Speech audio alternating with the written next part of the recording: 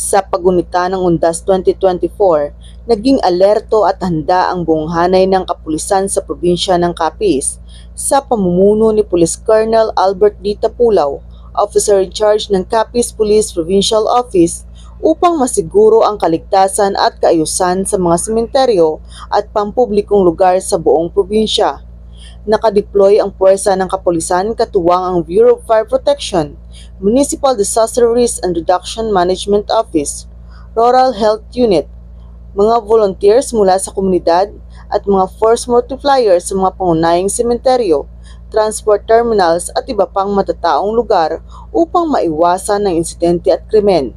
Mahigpit na ipinapatupad ang mga security protocols tulad ng pag-inspeksyon sa mga bag at pagbabawal sa mga mapanganib na bagay gaya ng bladed weapons at baril upang mapigilan ang anumang uri ng krimen.